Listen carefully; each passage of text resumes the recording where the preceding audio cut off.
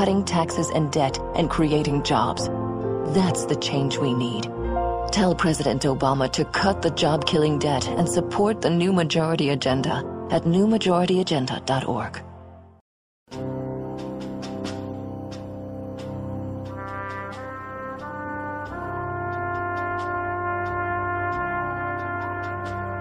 From Iraq and Afghanistan, our brave warriors are coming home, wounded. Some with wounds you can see, some with wounds you can't see. Wounded Warrior Project was created to support our men and women coming off the battlefield.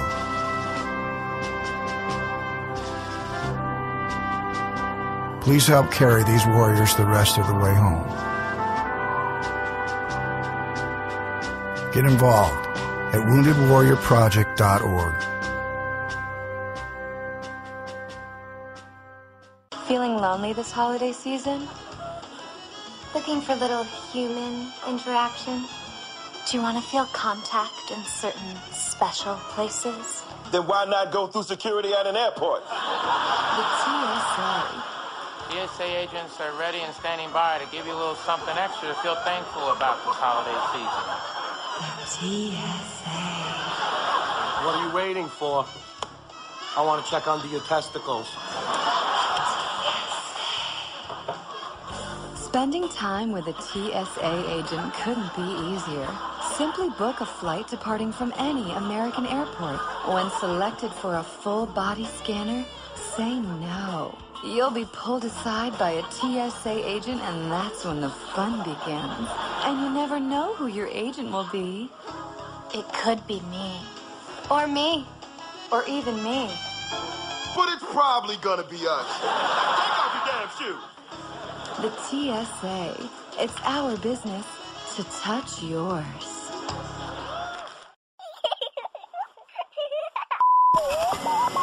Welcome to the Bureau of Womanhood Conformity. Independent thoughts are considered subversive because all must agree with our leader. When it comes to women, preventative care should include coverage of contraceptive services such as birth control. You see, if you don't believe government should pay for your birth control, you're not a real woman.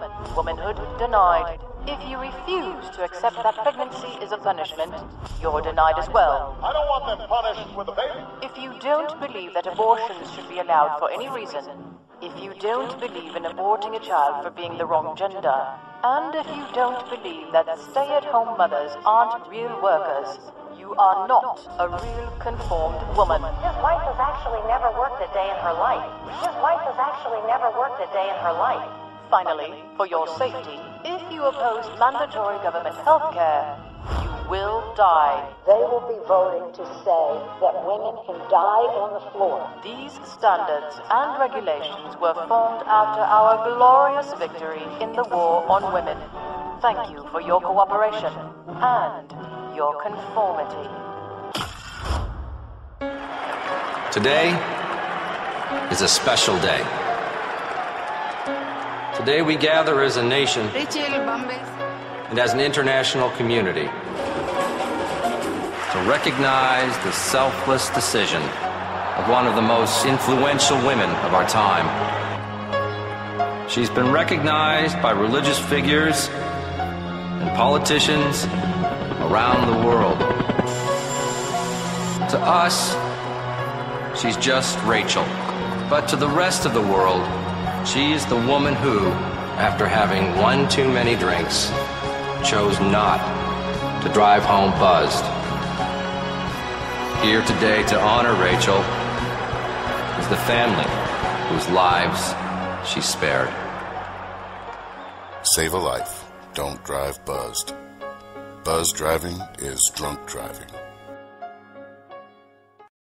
I was in chronic pain, and my family struggling to make ends meet, food and gas prices going up, even keeping my job was iffy. Then I learned about a new miracle drug made in Washington, D.C. Spend it all. Spend It All is Washington's answer to all the painful problems Americans face. How to borrow $800 billion for a stimulus that didn't create jobs or fix the economy? Spend It All. Spend It All is not for everyone. Side effects may include a mountain of government debt piled on our kids, a sudden loss of freedoms, higher prices for everything, leaving our kids a lesser America than we had. Ask your doctor or congressman if your conscience is strong enough for Spend It All. And it's so popular in Washington, we have to borrow. Import trillions more of it from China. Spend It All makes you feel better now and pushes off the really bad stuff till later, for them to deal with. Call the White House and Congress. Tell them, stop spending it all.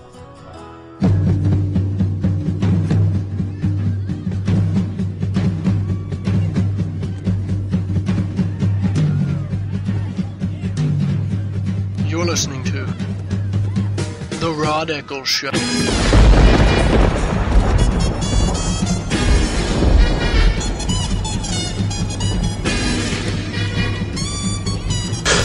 You know, looking around, I see how we modern folk, you know, we like to say those of us in the West, but this is also the case in the Far East, and it's growing, and it's moving to the Near East at a rapid rate.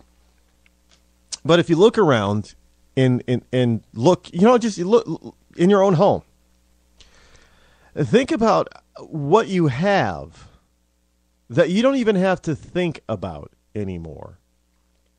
I mean, you just go through the motions.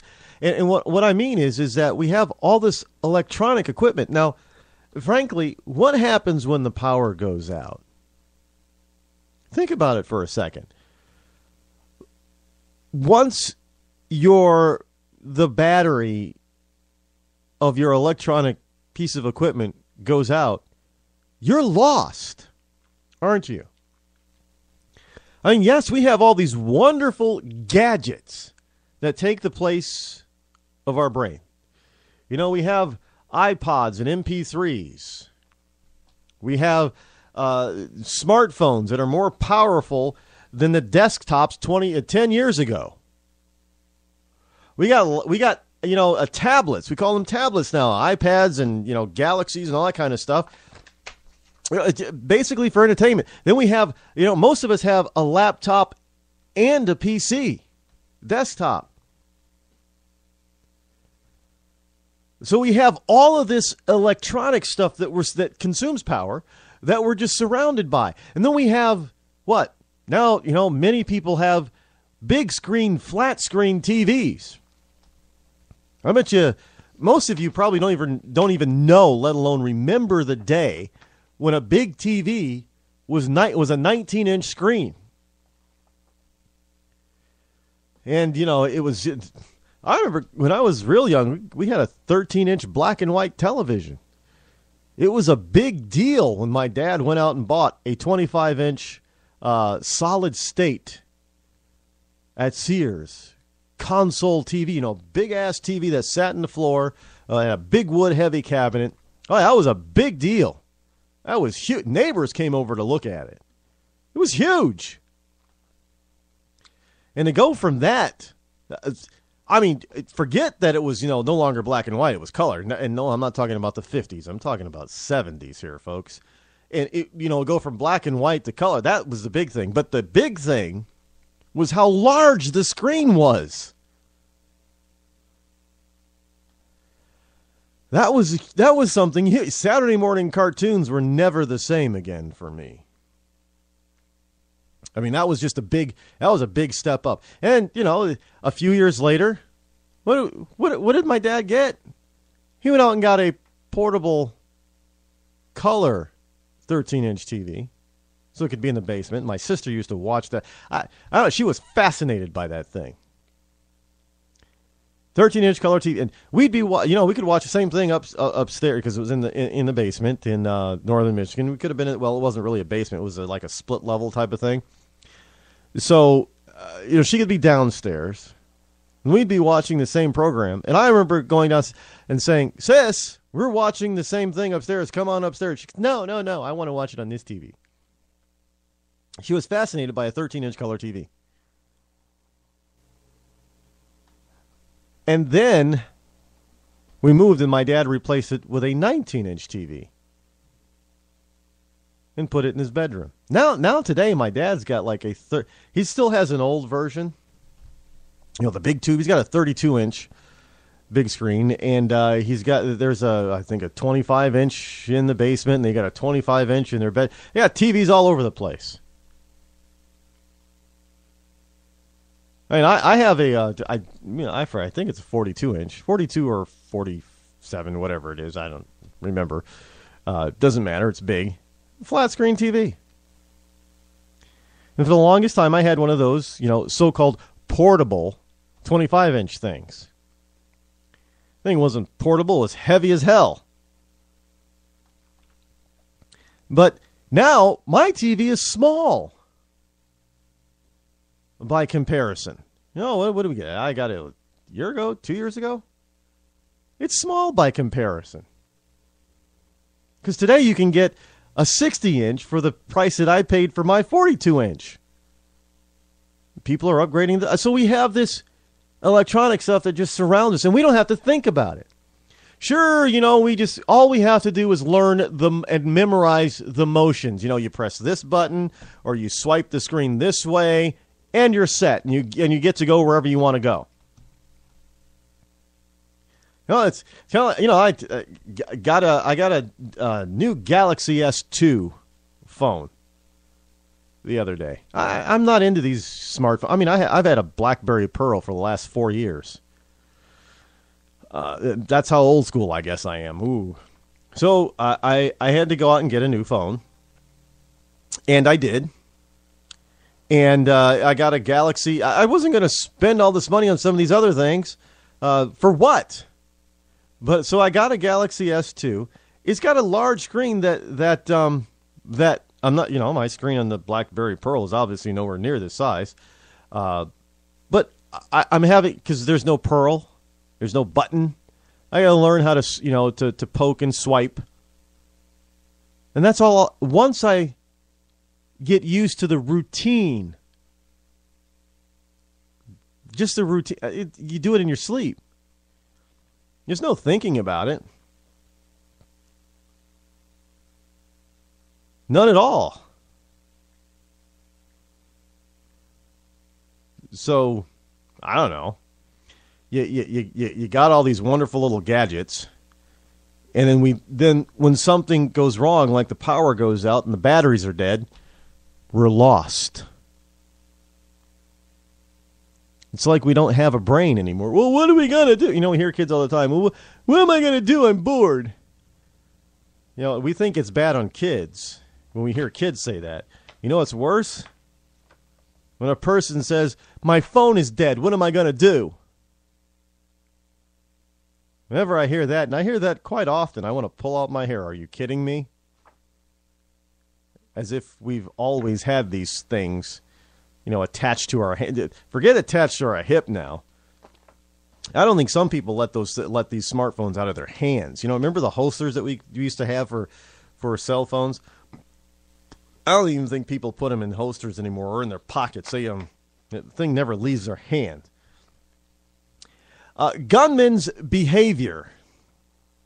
This is from Yahoo News, believe it or not. Gunmen's behavior indicates planning and control. This being said about Adam Lanza, the shooter of last Friday. Because everybody's talking about, well, he had these mental issues. He just snapped one day. Well, nope. An FBI profiler says, And here's the reason why. Stockpiling ammunition. Smashing his computers and trying to thoroughly destroy the hard drives. Killing his mother as she slept. Adam Lanza undertook considerable preparation before shooting up an elementary school last Friday, says a former FBI profiler. Profiler says he didn't just snap. This takes a lot of planning. And Mary Ellen O'Toole, who worked for the FBI for 15 years as a behavioral analyst, where she studied psychopaths and helped capture many a killer. Investigators had hoped Lanza's computers would shed some light on what